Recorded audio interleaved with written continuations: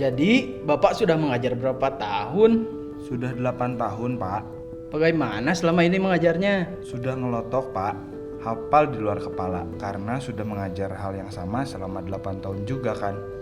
Oh, jadi Bapak sudah mengajar 8 tahun atau mengajar selama 1 tahun yang diulang 8 kali? Loh.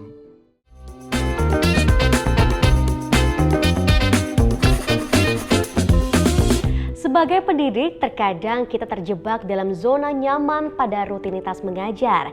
Kita terjebak pada rutinitas mengajar yang seolah-olah membuat kita seperti robot yang mengulang cara yang sama tanpa meninjau kembali apakah cara yang kita lakukan efektif. Padahal sebagai pembelajar mandiri, selalu ada ruang untuk kita belajar hal baru, berinovasi, atau menjadikan suatu kebiasaan jauh lebih efektif.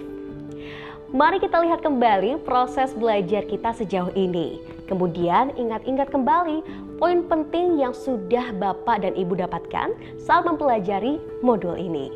Sebagai pembelajar mandiri, kegiatan refleksi membantu kita menumbuhkan 3 hal penting, yaitu yang pertama pengetahuan yang komprehensif, yang kedua motivasi intrinsik, yang ketiga terbentuknya disiplin diri.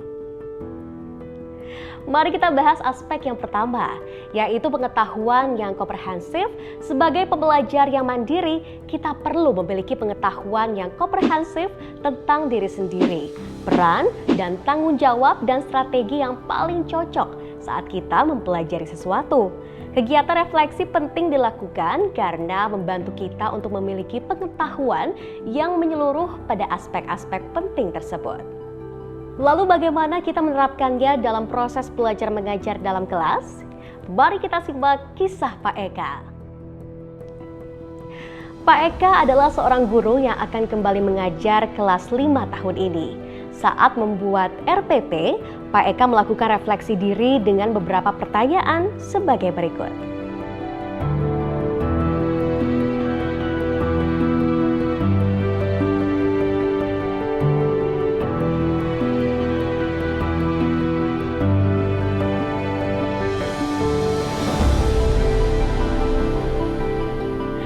Selanjutnya mari kita lihat bagaimana proses refleksi membantu kita memiliki motivasi intrinsik.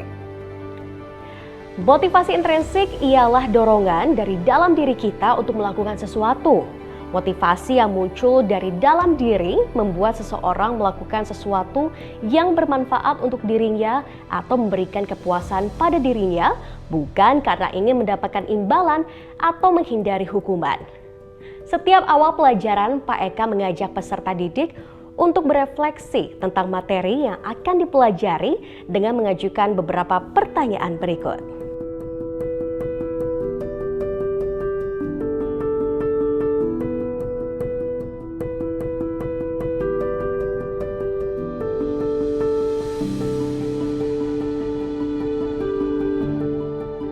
Dengan mengajak peserta didiknya berefleksi, Pak Eka menumbuhkan motivasi intrinsik melalui pemahaman akan manfaat mempelajari topik tersebut daripada hanya sekedar mengancam dengan hukuman seperti nilai jelek dan tidak naik kelas atau mengiming-imingi imbalan. Lalu bagaimana dengan Bapak Ibu ketika belajar topik ini misalnya? Mari kita coba jawab pertanyaan yang sama dari Pak Eka.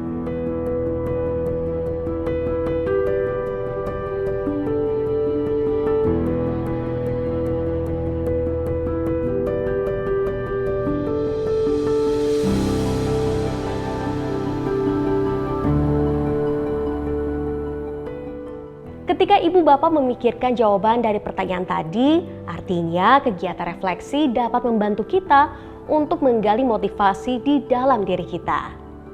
Dan yang terakhir adalah disiplin diri sebagai pembelajar yang mandiri. Kita perlu memelihara disiplin diri saat kita belajar, mengajar, atau bahkan melakukan segala sesuatu. Disiplin diri akan membantu kita untuk fokus mencapai tujuan belajar.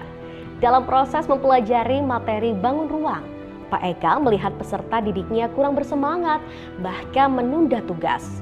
Kemudian, Pak Eka bersama peserta didiknya berefleksi. Pak Eka meminta peserta didiknya untuk berdiskusi atas pertanyaan pemantik berikut.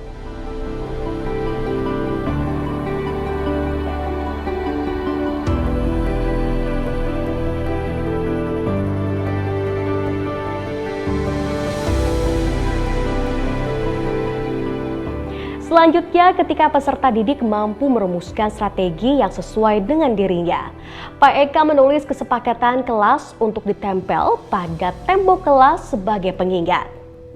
Kegiatan refleksi membantu kita untuk menggali strategi terbaik dalam mengatasi hambatan belajar, memantau perkembangan diri hingga terbentuk kedisiplinan diri untuk mencapai target belajar. Ibu dan Bapak Guru, mari kita coba mempraktikkan refleksi dalam proses belajar dan mengajar kita saat ini. Silahkan siapkan alat tulis dan catatan. Yang perlu Ibu dan Bapak lakukan adalah menulis sebanyak-banyaknya pertanyaan refleksi yang menumbuhkan pengetahuan yang komprehensif, motivasi intrinsik, dan disiplin diri seperti yang sudah dilakukan oleh Pak Eka. Contohnya untuk poin pengetahuan, kita menuliskan pertanyaan apa saja kelebihan dan kekurangan diri saya menurut sudut pandang saya. Kemudian di bagian motivasi, contoh pertanyaannya adalah mengapa saya melakukan hal ini. Terakhir, di bagian disiplin diri, kita bisa menuliskan pertanyaan seperti bagaimana saya bisa terus menjaga konsistensi. Dengan konsisten melakukan proses refleksi, maka seorang pendidik akan terus punya ruang untuk mengembangkan profesionalitas diri.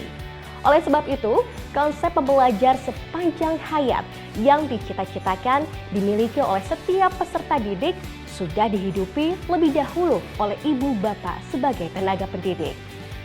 Selamat mencoba dan tetap semangat Bapak Ibu Guru hebat.